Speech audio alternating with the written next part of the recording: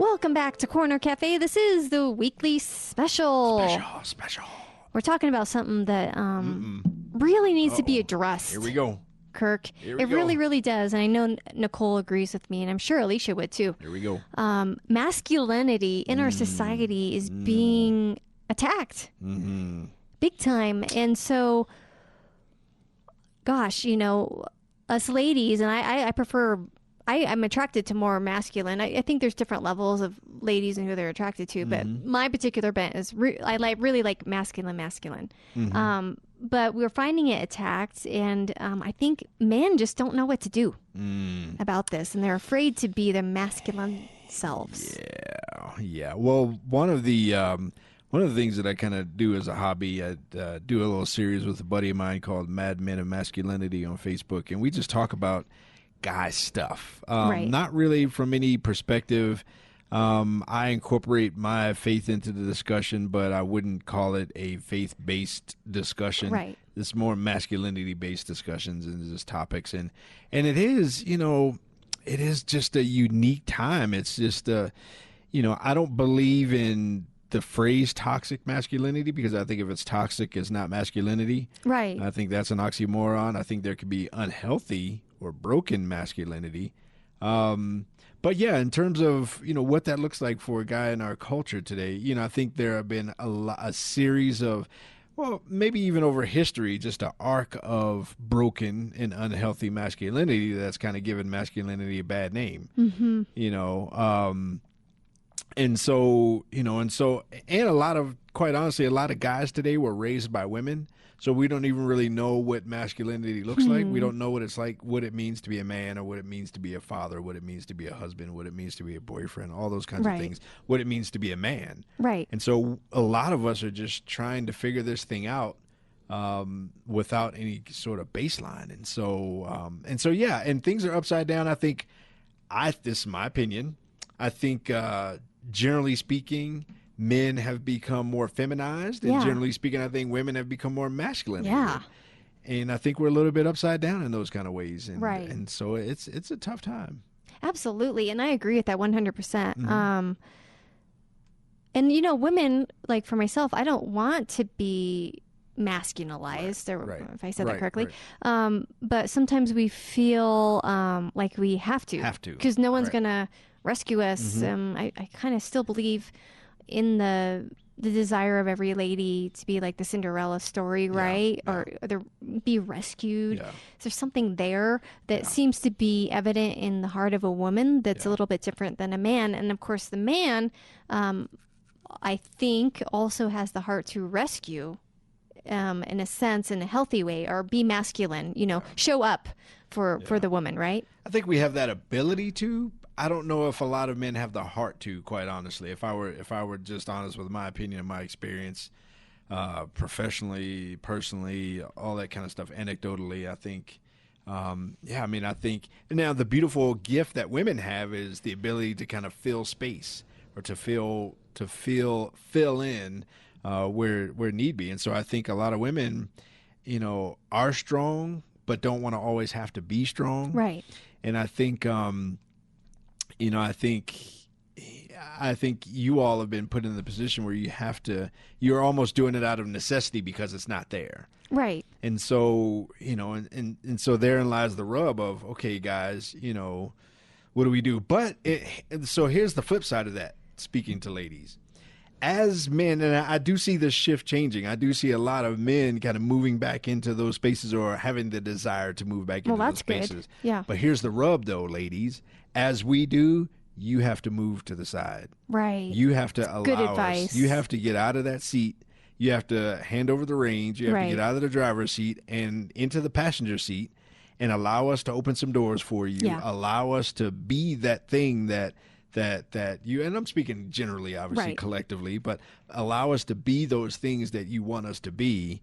And that's going to take some trust. That's going to take probably some hurts, you know, because I mean, you know, a lot of us don't really know what we're doing in those areas. So I do see the pendulum shifting, though. I do see it kind of swinging the other way. I see a lot of guys having the heart for the idea of masculinity. That's great. That's good news. One of the mistakes that a lot of women make is trying to fix the guy. Yes. Seeing the, well, this, but then there's just that. And if I can just fix that, then he would be, but that don't work. I mean, I have 3 daughters, and I would encourage any one of them, don't try to, you can't change a man. You can't fix a man. You can't, and that's not your job to do. Right. Amen. One of the flaws of femininity is a control nature that can be there. And so part of the fixing is the controlling of wanting to make him into something that he's not. And some of that is seeing something in a guy that's not really there, seeing what you hope is there, but that's not really there. And then you end up paying the price. And again, universally, right. You end up paying the price for that, because by the time you realize that that'll never be there, you have invested so much, and you've suffered so much. Like, you just want to labor and push that out, like a baby, and then it's like, oh, no, that ain't it. Like, right. Well, and then too, likewise with that is, you're not allowing the person to blossom and to show up too. Right. And likewise, you don't want him to become what you want him to be. You want him to become what God wants him to be. Absolutely, yeah. Right? So that's you don't want a man that you mold into you don't want a man that you've molded into a man. Right. You want a man that God molded into a man. And if he's not in a place to allow God to mold him into a man, then you don't want him. And so, you can't look for the knight in shining armor. If he's been in shining armor, he hasn't been in any battles. Right, exactly. But the guy that God is making into a man has some dents in his armor. His armor is a little dusty and dirty, because God's God's allowing him to fight some dragons. Absolutely. But if you're in that tower looking down at this knight who's all shiny and bright and all that kind of stuff, guess what? He's not been through some battles. Right. Right. And so that's the catch-22 with all that. So yeah, the whole masculinity thing, it's pretty interesting these days. Yeah. It just really, really is. It is, because all this, is the core of people, of human beings, whether you're male or female, the core of who you are, who God created you to be. And there's so much confusion regarding this area, so much hurt, so much pain and life experience regarding this area. And it just truly takes people like you talking about it, and then the Lord healing the male, healing the female, and allowing us to, not really allowing, but, kind of blessing us with that healing so that things can work as he created them to work, in that nice dance. But every man has to go through that journey, that process. Every single man has to go through that, has to deal with the wounds. Most of us, almost every guy has a wound. Right. Well, so do ladies. But probably a father wound, specifically one of 4. The father was absent in the home, absent from the home. The father was abusive, or the father set such a high bar that the son could never make the father happy. And so we have these wounds, and until we go through the process of allowing some fire into our life to purify that and to burn off all the impurities in terms of the things that God doesn't want us there for the man that we want to be, until we go through that, we'll be a boy. We'll be a 40, 50, 60, 70-year-old boy in a man's body. And so we have to go through those things. And so as a woman, you got to ask some of those questions. You got to observe, and when he shows you who he is, believe him. Right. Don't ignore those red flags. Right. I mean, when he shows you, believe him, and then leave it up to him to either fix those things or not. But yeah, so I mean, the whole journey of masculinity, it's really interesting in our culture today. Right. And in some ways, it's upside down. But yeah, I mean, I think at the same time, it's a great opportunity to invest. Right. Because if you're an investor, you want to buy low. Right. Right. I mean, and so, it's a great opportunity for men to begin to come together. And there are a lot of men's ministries and organizations and groups and people that are doing a lot of good men's work. Right. Absolutely. One of the frustrations that we are having as men is, as I become a man, I need women to relinquish masculinity. So that's and so that was my question. I was thinking, and then we'll have to wrap up. But for the obviously the man who's been on the battlefield, right? Because no man's perfect, you know.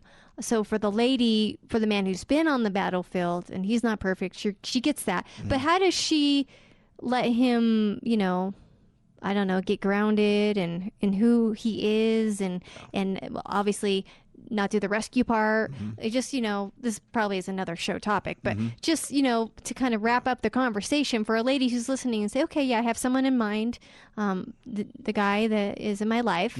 How do I best help him to be that masculine self? You don't. Okay. That's not your job. Yeah, I love that answer. That's not your job. Yeah. He needs to come to you with that. If he doesn't come to you with that, that's not your job. Bye.